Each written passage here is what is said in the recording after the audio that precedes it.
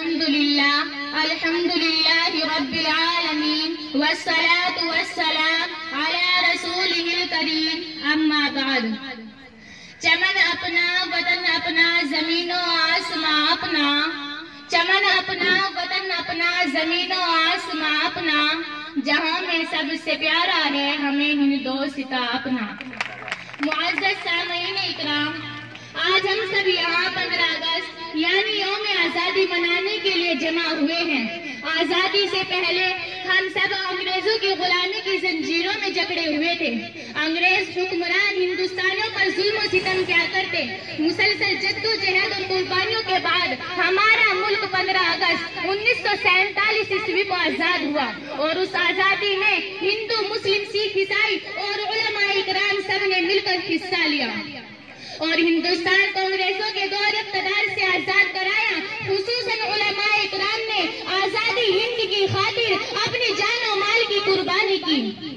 ملک کی آزادی کے لیے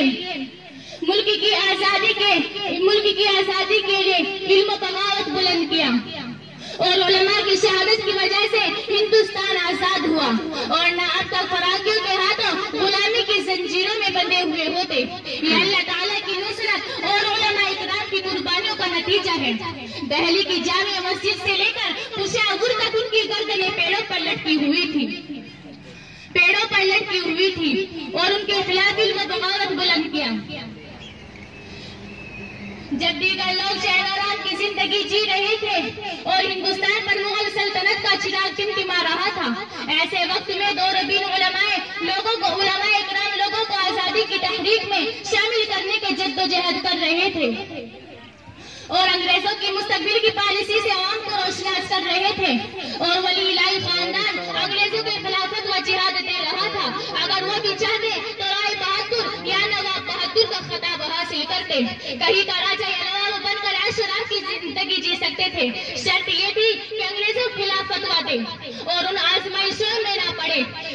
معزز سامعین اکرام، آزادی ہند کے لیے ہندو، مسلم، سکھ، عیسائی اور علماء اکرام نے انگریزوں سے جنگ کی، لیکن اس میں 60% سے زائد علماء اکرام کی قربانیاں ہیں جو تاریخ کے اوراق میں آیا ہے۔ لہذا تمام باشندگان ہند سے پرخلوص درخواست ہے کہ وہ نفرت و عداوت کی زنجیریں توڑ کر، تعصب و پرستی چھوڑ کر 1947 عیسوی والا احتیاط و اتفاق پیدا کرے اور جشن یوم آزادی منائے۔ اسی میں ملک کی ترقی اور بھلائی ہے۔ اب میں اپنی تقریر کو اشعار پر ختم کرتی ہوں۔ اے وطن تیرے ہی شہدائی ہیں ہم، اے وطن تیرے ہی شہدائی ہیں ہم، تجھ ہی پہ مر مٹنے کی تمنا رکھتے ہیں ہم۔ ترنگا رہے صدا سر بلند، ترنگا رہے صدا سر بلند، اے خدا تجھ سے یہی دعا کرتے ہیں ہم۔ اللہ تبارک و تعالی ہم سب کو اپنے وطن سے زیادہ محبت کرنے کی توفیق عطا فرمائے۔